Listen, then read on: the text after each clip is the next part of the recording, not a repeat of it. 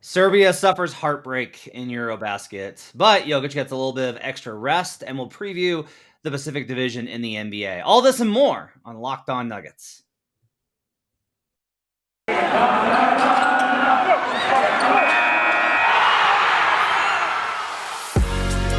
You are Locked On Nuggets, your daily Denver Nuggets podcast. Part of the Locked On Podcast Network, your team every day. Welcome to Locked On Nuggets, your daily Denver Nuggets podcast, part of the Locked On Network, your team every day. Thanks for joining us, making us your first listen every day. We're free and available on all platforms, including YouTube, where you can join the show and join folks like Travis and CJ and Rayvon, who are all hanging out in the chat with us on a Monday morning. Glad to have you with us. So, the end of Locked On Serbia has officially come as we revert back to Locked On Nuggets. Today's show, we'll talk about Serbia falling in the first round of EuroBasket to Italy. We'll talk about what that means for Jokic's NBA season in segment 2. And the third segment, we'll talk about the Pacific Division in the NBA, how it relates to the Nuggets, how they stack up, the impacts of those teams being good on seeding, etc. We'll talk about that in segment 3. My name is Matt Moore. I'm the senior NBA writer for the Action Network. Joined by my colleague, Adam Mares. You can find him on Twitter at Adam_Mares. Adam, how you doing on the Monday? I'm good, man. 2 weeks before media day. So crazy. I'm telling you, people. I don't think people quite, because football just started. I know. Nobody really realizes how close we are. I cannot deal with that. We expect to be talking about EuroBasket all this week, but instead, Nikola Jokic and Serbia fall to Italy in round 1, thanks to a very 2022 Nuggets-esque performance from the Italy bench, as Nikola Jokic finishes plus 11 in his minutes, and more importantly than that, the Serbian team finishes minus 19 in the minutes without Jokic. Not a lot of minutes either. What was your big takeaway from the game? I mean, there's only, to me, from a what happened in the game standpoint, there was a 6-minute stretch at the end of the third quarter and the start of the fourth quarter that was just catastrophic. And there's a lot of other things, a lot of interesting things. We'll talk about a lot of them, but it was one of those train crashes in slow motion that you just had to watch unfold. And it was unfortunate. The EuroBasket, like March Madness, what makes it so fun is it's a single game elimination. Anything can happen. And you're watching day 1, no real upsets. You're watching the day 2, a couple little mini upsets, but you're thinking nothing crazy. Serbia, unfortunately, was on the wrong end of the big upset of the first round. Yeah, and the three-point shooting variance obviously came home to roost. Italy shot the absolute lights out. I thought they played great. They played with a lot of fire. They played with a lot of passion, but they just shot the leather off the ball. Fontecchio, Melli, Melli was amazing in that game. He was so good, and he even caused problems that the Nuggets sometimes have issues with getting the ball to Jokic in the post. He was flipping around from the other side to deflect those passes away and fronting. Like, it wasn't necessarily, I don't think Jokic had poor positioning. It was just great play by Melli, I thought, in the post late in that game. The thing that I think tilted the game was he came in with a great game plan. And it's funny, one of my big takeaways from this game is the regular season in the NBA is very different from the postseason. Yeah. It can be exaggerated how different, but it's different in that teams will have a plan, and if it's not very diverse, it's like, we're going to try, this is the one key, and if we can do it and they can't stop it, we're going to get it. And to me, what that key was defensively was a little bit of just shrinking the court. To your point, you were very impressed with Melli. I was more impressed with how Italy just stacked the paint. I mean, they were putting 2 or 3 guys in the paint.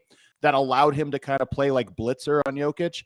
And to beat that, you're going to have to knock down some shots. And the main guys for Serbia got some decent looks, but couldn't knock them down. And eventually Jokic started playing outside. But the other part that's more interesting to me is they made extra passes on offense. Italy did. They would break down the defense.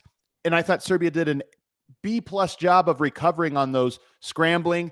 But Italy didn't settle for 1, 2, 3 swing passes. It was 4, 5, 6, and they just kept finding the open guy off of that, and it just felt like there was nothing Serbia could do. So to me, that's the part. I know we're going to talk about this in segment 2, but that's the part of this that if you're a Nuggets fan, you look at and you think that's concerning. Like they beat him down by getting that dribble penetration off of pick and roll, and then Serbia did, even though Serbia, I thought, did a good job of recovering off of those and scrambling. If you get a team that's willing to make the open pass to you, find it, you can only scramble for so long. And Italy took advantage of that. Yeah, I mean, that's one of the reasons that switch has become so prevalent in NBA coverage, is because you don't ever have to it removes a lot of the work that goes into those rotations. Like if you keep your rotations on absolute, if you're on a string, then you can keep up if you're excellent and if the offensive movement isn't as good. But the bar there is high. That's I think it's really a higher percentage outcome because of your ability to help on perimeter penetration. But one of the reasons that so many teams go to switch is it's easier. It's just easier to contain. And that's where I think a lot of that starts to impact things. I don't know if this is a Jokic question, but I want to get your thoughts on it because you mentioned it on the postgame show over at DMVR. You mentioned the comparison to LeBron teams, right? Well, I think to LeBron specifically, I think it was the comparison I made. Is there something to... I have a hard time balancing this out. I have a hard time with how teammates look next to certain stars. Yeah. I try and understand that dynamic. I think it's really complicated. Because if a player is great and he plays great, and the team loses, that those players look so much worse. I don't know how to kind of factor in a correlation to this trend that we see. To me, it doesn't feel like I can't. It doesn't feel like there should be a correlation to the fact that, okay, you lose Jamal Murray, you lose Michael Porter, the bench is going to be bad. Okay, so when Jokic is not on the court, the bench is going to be bad. It makes sense. When you go to this team, and we're talking about the great depth it has just a week ago, and how many, look at all these different players, and then you get a minus 19 in 11 minutes. I'm with you. I don't think there's any kind of correlation here, but it does remind me a lot of LeBron's teams that also had this exact trait that makes you think this is just strange. Is there something culturally that has to happen, something from a leadership standpoint that has to happen, or is this just a tough break and a single elimination one? I don't know. It's a really interesting question, though. I agree. I find it very compelling, the question of the drop-off oftentimes between how teams play so well around these amazing players when there is this huge drop-off. And I think ultimately it may just be personnel, and maybe that's coaching. The reason I would kind of suggest that is the Warriors are a good example of this, where their bench units would still be a plus, right? Their bench units without Steph, it's but with Steph, they're so much better. Yeah. Okay. And it's weird because they play, because one of my theories would be when you have a unique style, a la the ball's in LeBron's hands, how do you replicate that when you don't have LeBron on the court? With Jokic, there's nobody. I mean, with Mason Plumlee, he was kind of like it, so you could play that same style, but is it too hard to swing from the Jokic style of basketball to a more traditional style? Is that too hard? That would be one of my theories here, but so I don't know. It's a tough one. I really don't know how to put it. I'll say this. That game, there's a lot of basketball stuff that was interesting, but we're going to overanalyze things. The defense wasn't there. 94 points allowed. Serbia hadn't allowed that the whole tournament, then they allow that. And in that run, in that 6-minute window, I don't know how many points were scored, 30. It was a lot in a very short order. Offensively, though, you're talking about Melly's defense, this or that, they scored 86 points. They still scored an enormous, despite not shooting the ball well in the fourth quarter, having almost nothing. They still almost put up 100, which has only been done a few times. So I think we can overanalyze these things. Here's what I would say is most important. It's the thing we always overlook because it seems narrative-based. It's very clear that Italy had more intensity, passion, and reckless abandon. They were playing like the underdog that had nothing to lose.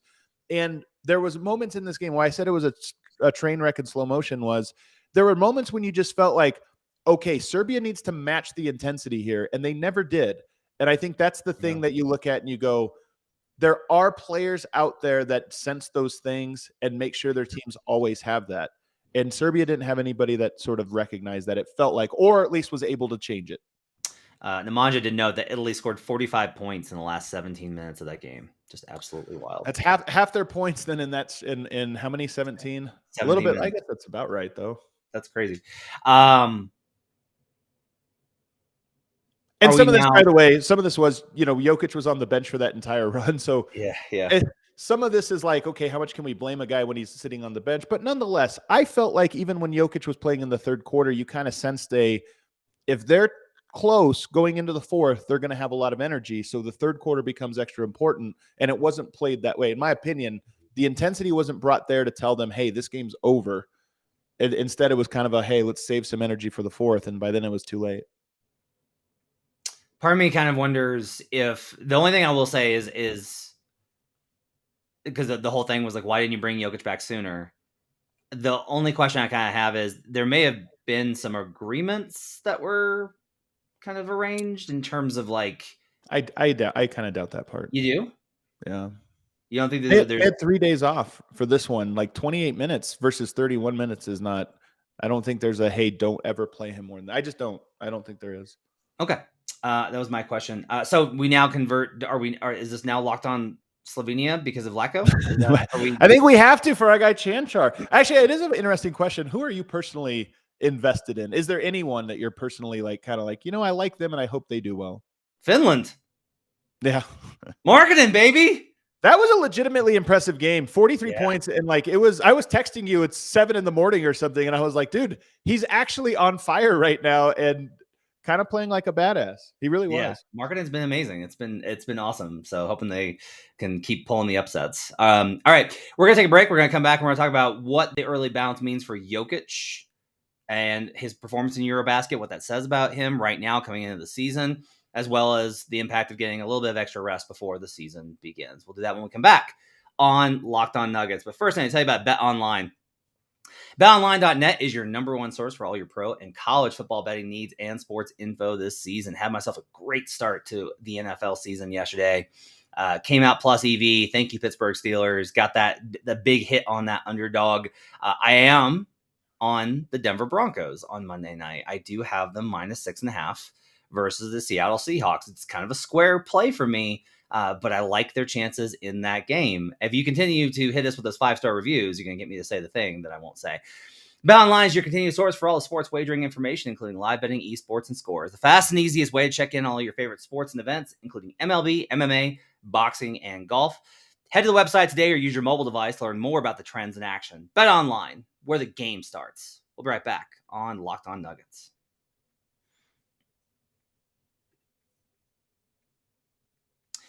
Back here on Locked On Nuggets, Steph Curry, Kevin Durant, LeBron James, Giannis Antetokounmpo. Jokic is not in this list for some reason. Who's the most valuable NBA player this season? Locked On and BetOnline present the NBA Top 50 Most Valuable Players starting on September 19th. Find it on Locked On NBA, wherever you get podcasts and on YouTube. Man, even on the Locked On Podcast Network, Jokic gets overlooked. Adam, just absolutely incredible. All right, so let's talk a little bit about what the early bounce means for Jokic. Do you want to start from a play perspective? Do you want to start from a rest perspective? Where do you want to start? The rest perspective to me is not that interesting, so we can kind of just fly through it. I mean, it's an extra 2 weeks. Yeah. I don't know that means anything. I'll tell you one interesting anecdote, and you're going to hate this one. Coach Pesic, Serbia's been on a 20-year drought of gold medals. They had a glory days for 15 years where they won an enormous amount of gold medals. And then they've been on a 20-year drought with some silvers in there, so it's not like they've lost everything, but, no golds. Coach Pesic, feeling a lot of pride in the Yugoslavian/Serbian tradition, he kind of did the Jerry Colangelo thing this last year where he's like, hey, we need a reset. We need a new philosophy. And I kind of liked it because a lot of his comments were, the world has changed. We can't expect to always do things and expect players to be the same. So we have to have a new pitch. We have to have a new identity. We have to have a new thing, which I kind of like. Like you can't be traditionalist all the way. You have to, you have to evolve with the times. And one of the things he used as his pitch, and I think one of the reasons he got Jokic to commit, maybe, I don't know, but one of the parts of his pitch was, if you actually go back and look at the players who play in EuroBasket or these summer competitions, they often have great years. We want to use this not just as a, hey, come do this because it's important, but we want to adjust our training so that these players feel like they're getting something out of it individually. Now, it's tough, obviously, losing the way they did, but I actually find that to be a compelling argument. And the basketball, especially seeing it live and in person and watching, Greece versus Serbia, and then contrasting that, I talked about this a few weeks ago with like the Rico Hines runs. I'm thinking this is really good basketball. These guys are getting really good reps that other NBA players are not getting on that stage and on that level. And as long as they stay healthy and are not overworked, again, Jokic played 500 minutes total. I feel less than that probably. I feel like it can be a positive in that way. So I think the rest part of this is personally, I think it's a little bit overstated. And I think that this was probably has some very positive experiences in it for Jokic. I mean, honestly, I'll tell you, I think saving himself the extra 4 games or whatever, it helps from the perspective of it lowers the chances of injury. It just Wednesday, Friday, Sunday, by the way, would have been 3 super intense playoff games with 1 day rest in between. So no travel, but no rest. He gets out of EuroBasket. He's in shape. He looks amazing. He's in a great state of flow, and he gets out of it without having to worry about what if he comes down with an ankle injury? What if he, falls on the floor or whatever? All these types of things are kind of avoided by him. By the way, he fell in that game like on somebody's foot, and then there was real panic in my heart. Yeah. And so not having to just avoiding those types of things, I think is good for the Nuggets in terms of making sure that like Malone's probably as though he's sad for him. Probably was like, okay. Like, I have an interesting thought about that. Maybe he is, maybe not, because here's the thing, and I've seen a lot of fans like, I was rooting for Serbia to lose. We want Jokic rested, this or that. There is a weird part of sports fanhood that is like possessive. And to me, that's it. Like, if this is important to him, it's weird for me to root against him in that so that you can have more of him in this weird way. So I don't know. I bet I imagine that Michael Malone knows Jokic well enough that he was sad that he for him. Yeah, for sure. It's just, his job is dependent on Jokic. So it's like, it's different. I don't think you should root to lose, but I think it's okay to be like, okay, well, at least the risk of injury. I do feel like, look, he was insane in EuroBasket play and in the FIBA qualifiers. Somebody commented his third quarter. I thought that he kind of struggled yesterday when the momentum was all the way against him. I don't even struggle feels a lot, right? I don't even know if I would say that. Like, again, I just think Melli played amazing. Like, Melli blocked the fadeaway. That's an insane play. Like, that was an insane play from Melli blocking his baseline fadeaway. I just want to point out that you have been impressed and mentioned every team's opposing center for every single game, including what's my name? My guy Harms, including Harms. Okay. So I just want to point that out, that you are always extremely impressed with the other team's center. I said Harms. I said Melli. Who else did I say? Markkanen. Who lost by 30.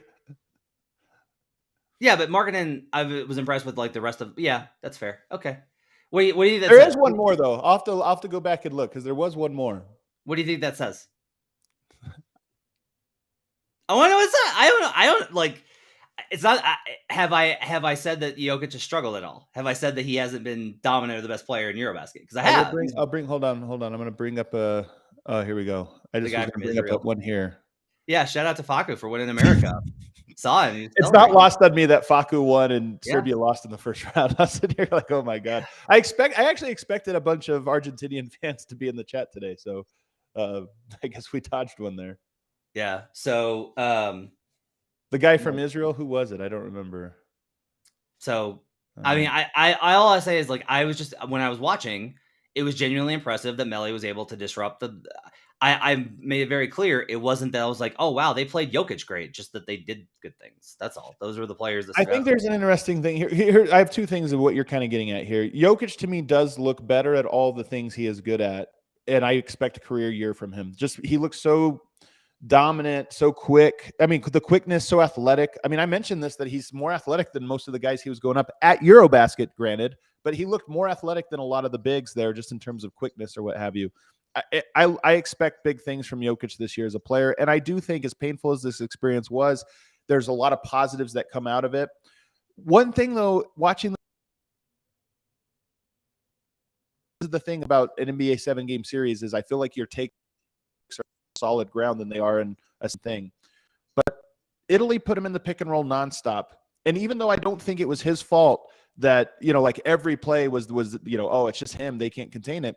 It is one of those things where you look at and you go, this is what teams are going to do in the NBA. It's what teams do in EuroBasket. What teams are always going to do is say, you are weaker at this than most players, so we're going to do it. But more importantly, we're going to make you guard pick and rolls till you're exhausted. And I don't think Jokic was exhausted in this game, but he certainly was more exhausted than he was if teams just sprinkled pick and rolls in with something else. And I watched that and I go, this is the thing this is why when Calvin Booth drafts a Peyton Watson, as much as I'm like, man, I don't see it with the guy necessarily. Like, I'll be surprised.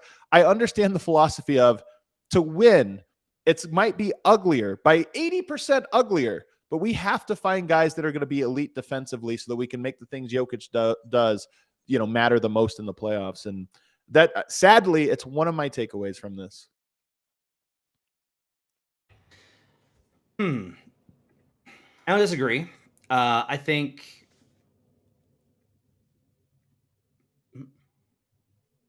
Sorry, I got frozen for a second. I think part of the way that whoa. What happened? Are you freezing? You're not freezing to me. I'm having some tech problems. I'm back now. Oh. I think one of the ways that you help defend and pick and roll, if you have, so this is the whole big thing last year. They played more drop, and I didn't know if that was a switch from Wes Unseld. The Nuggets did. If that was a switch from Wes Unseld, or if it was built off of Jokic is exhausted, we got to get him some rest. It's easier for him to play a little bit more drop. Yeah.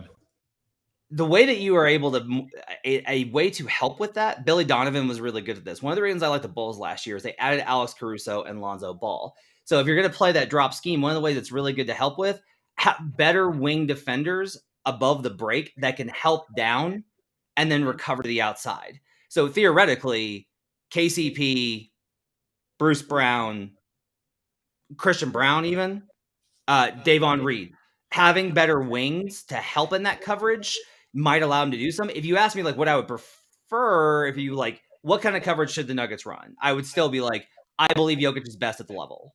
I just think he is. I just think blitzing and causing but even that, to your point, you have to have a lot of length and mobility on the backside. Like you have to be able to really cover a lot of ground. And even then, like it's exhausting through an 82-game season. This is part of what's weird is Serbia, even in pool play, it was only a 2-week-long event.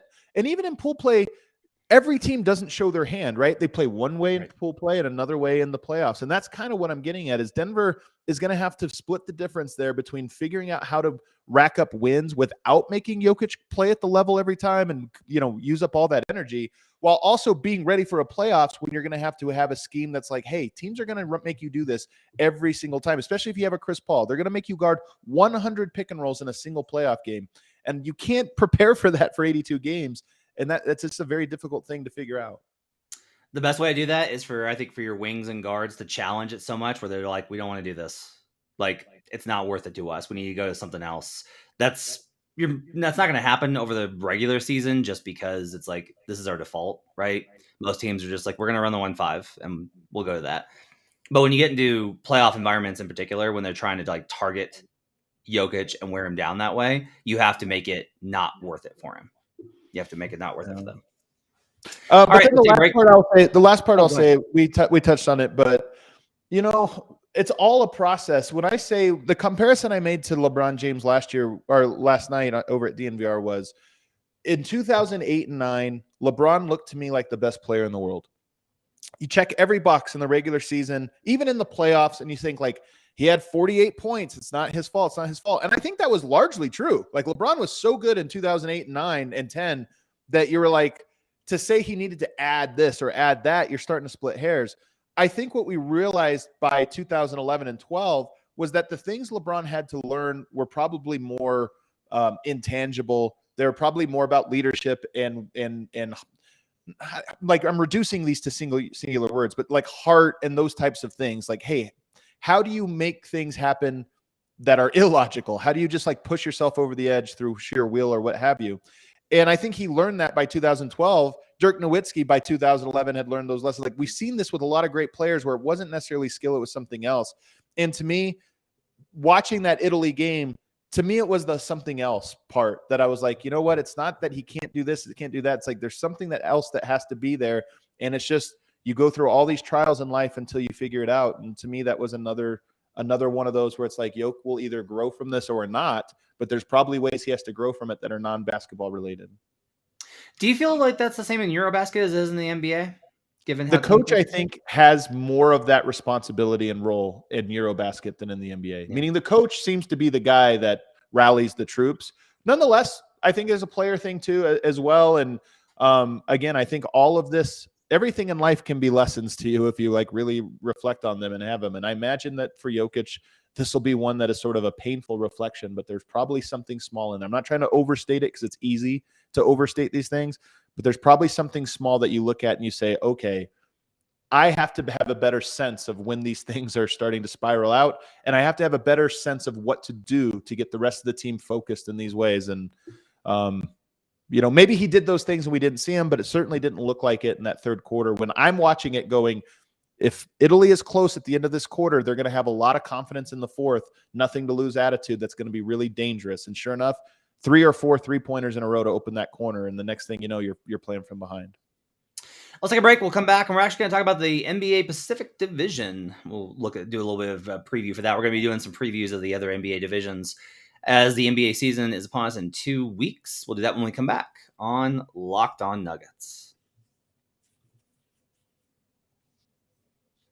Back here on Locked On Nuggets, thanks for joining us, making this part of your day and your first listen every day. Glad to have you with us. Make sure to check out Locked On NBA. I'm on Tuesdays. I'll be recording later this afternoon on YouTube. If you follow the Locked On NBA YouTube page, Adam's on Fridays with Wes Goldberg. Lots of great stuff there on Locked On NBA if you want a league-wide perspective. Speaking of, we're going to start doing some NBA divisions as kind of a, well, to be honest with you, we're killing time in the preseason before we have stuff to talk about, but also I think it's interesting. And I always think Adam's thoughts on the league in general are very interesting. I don't get to talk to him about it as much. We're going to start today with the Pacific Division, obviously beloved division from Nuggets fans with all these teams that they have a history with. They have a lot of history with these Pacific Division teams. Only ones you really despise to me are the Lakers and Suns. I think the Warriors after last year are probably getting, and 2013, I think there's probably some fans that dislike them. Oh, I think there's always going to be fans that dislike a little bit of everybody, but it's weird to call it a history. I don't know why the Suns one feels so much worse, but yeah, that's what's weird is like there's one series there versus 2 in the last 10 years for the Warriors, right? They've bounced them twice, and the Lakers are obviously always going to be a thing, and that's also built off of some playoff series in the 2010s too, but that's always going to be a thing.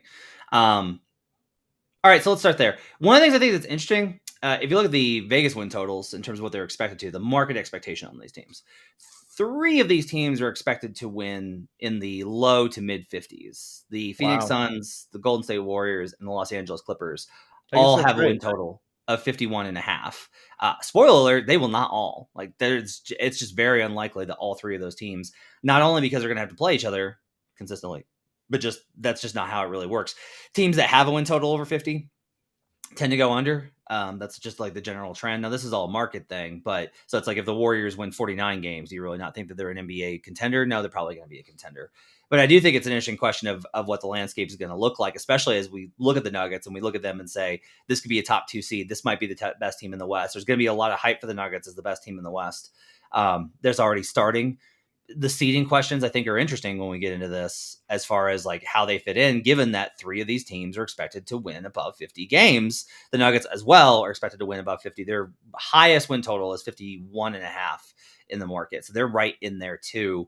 Of the teams in the Pacific Division, which team do you think has the best percentage chance of being the best amongst those teams? The Warriors. Okay.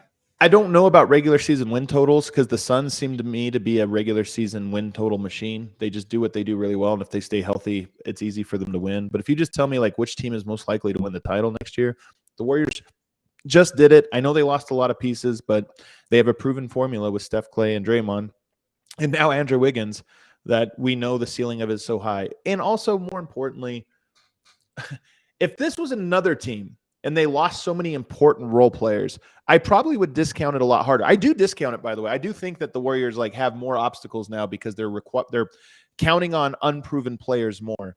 But I just buy the Warriors' culture and their ability to get those guys. Like, I wouldn't be surprised if the Warriors were 3rd or 4th by Christmas, but that those guys, the Kumingas, the Wisemans, I wouldn't be surprised if by March those guys were starting to make huge leaps where you're like, wow, these guys have really grown over the course of this season. I'm with you 100% on this, in that I think the Warriors are actually going to have a relatively disappointing or quiet regular season. Their under bets could be one of my strongest ones over at Action because of a number of factors. They had the championship celebration into June. They lose Otto Porter and Gary Payton II. And then they're counting on young development. That's going to take some time. It will happen, I think. I like Kuminga and Moody quite a bit, but it'll probably take some time. They actually, here's a weird one. This is going to sound weird, but there's data.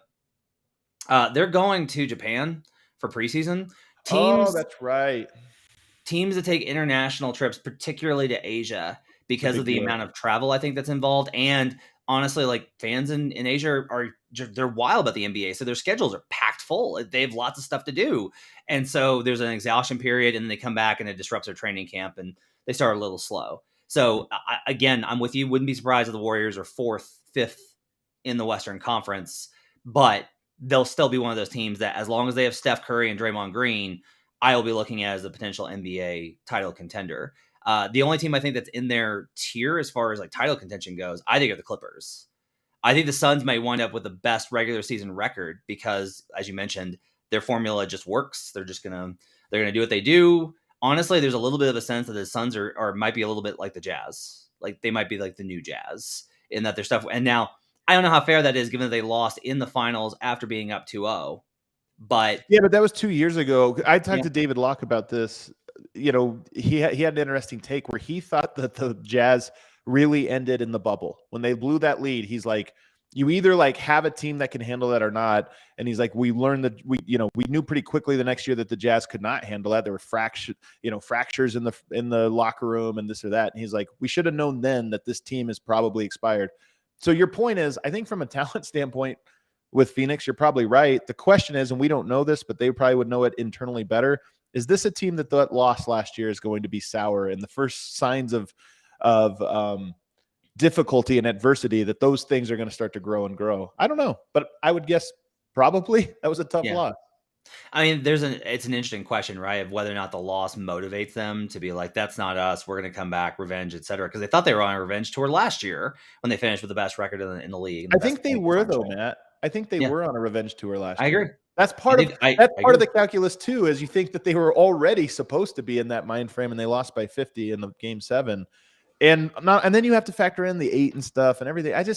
To me, I would bet on Phoenix being more on the Utah path, but they ran it back, so they must feel confident that's not the case. I also think they had to run it back because the 8 situation. Indiana forced their hand. Might be. The Clippers, I think, are going to be really good. I think they're going to be really, really good. This team is exceptionally deep. They have so much flexibility. The Norman Powell, Robert Covington thing, like, everyone just kind of overlooked that. Like, that was a massive trade at the deadline. Their ability, there's like 11 guys in there that I trust in a playoff series. It's nuts. Like, it's just wild, the number of guys that you can get to. Yes, I agree with you in terms of role players. Like, okay, are they going to make do their defensive assignments? Are they going to make their open shots or whatever? But I still think one of the question marks comes down, though, to Kawhi and Paul George and their synergy. And at its best, it's been great. But the only playoff example we have of them, both of them disappeared down the stretch. And I just think it deserves a little bit more of a mention than what it gets you typically. That's the lasting memory for Nuggets fans. But then the year after, like, honestly, PG was great. Like, I have a lot. My personal take on it is that team in the bubble was built around guys that did not trust PG, and it was a lot of Lou Williams and Montrezl Harrell and things like that. When they had more of PG's guys, Reggie Jackson, the next year, like, if Kawhi doesn't get hurt, I think they probably beat the Suns and go to the finals. That's my personal opinion. My point is more about the style of, you have two of those guys. Like, I think here's the point. I think it's easier for a player like Paul George to step into a number one role. But how do you act like a number one in the number two spot? I think that's actually a sneaky, difficult thing. And that's that's just the hierarchy there. And by the way, I love Paul George. I actually think it's more of a 1A, 1B situation. I just don't think that's what the team is going to be when push comes to shove. And there's the Lakers. I was like, oh boy. I was like, you know what? I was like, LeBron, AD, if those guys are healthy, that's like, we have a history of that combo winning 50 games and being on pace for 50 games. Like, I'm going to take the over. And then I looked at the rest of that roster and was like, oh my God, it's so bad. Like, there's a very good chance that Westbrook gets traded. Now, there's a way that this does the thing that you hate, which is the Lakers screw up and screw up and screw up and wind up smelling like roses.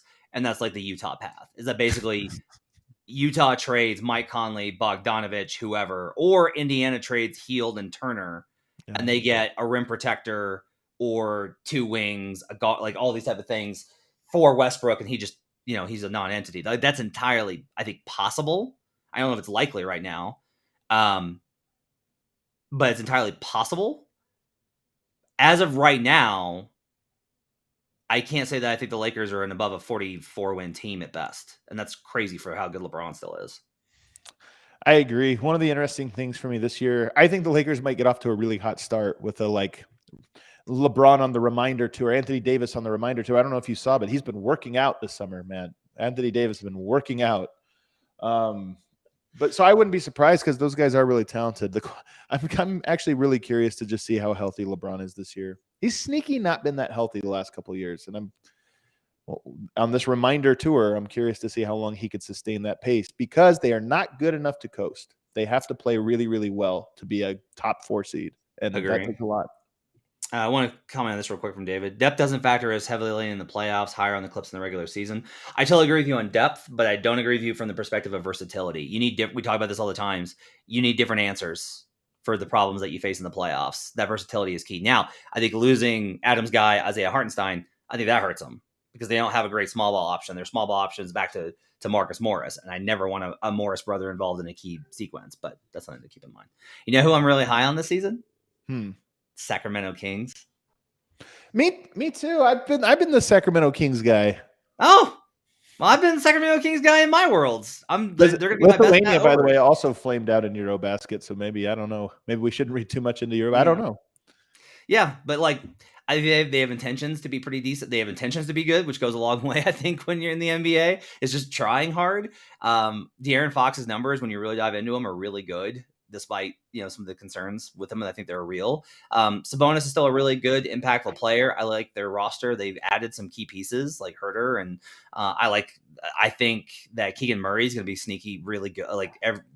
He's going to be good. I have a lot of confidence he's going to fill. He was like probably the best player at Summer League. Yeah, he's up there for sure. Yeah. I think Paolo probably was number one. Yeah, Paolo up there with Paolo. Yeah, Keegan was great. Stack the stuff the stat sheet. I like this Kings team. I think they're going to be pesky. I think that's going to be a team for the Nuggets to watch out for, especially because they're going to be so offensively oriented. They're going to play so fast. That's going to be a really great clash of styles when the Kings and Nuggets play, I think. It'll be interesting. That will be an interesting matchup. Don't they play on is that the home opener is Sacramento? I think that might be. Huh? It's OKC. Oh, it is OKC. You're right. It is OKC. No, the last game of the year is Sacramento. I think that's what it is. The final game. No way that goes badly. I know. It's so funny. I'm with you though. I'm kind of higher on them. I don't know when I say higher on them. I just mean I think in a loaded West, they're going to be in the fight for play-in / playoffs or whatever. So they could be 11th, but I think that they'll be a team that's a tough out every night. Who will finish with more wins, the Kings or the Lakers? Oh, it'd be so fun if it was the Kings. That would be hilarious. Yeah. If there is a real chance the Lakers just wind up on the bottom of the Pacific Division. Oh wow. Oof. What an end that would be. All right. Let's go wrap it up for our Pacific Division preview and for Locked On Nuggets for a Monday. Thanks for joining us. Hit us with those 5-star reviews. Keep them up, but I'll say the thing. You got to say the thing. I'll say the thing, but you got to get the 5-star reviews. Good luck to all the Broncos fans on Monday versus the Seahawks. Serbia fans, our hearts are with you after the disappointing loss. Go Slovenia and Vlatko Cancar, I guess. And we'll talk to you guys again later this week with another edition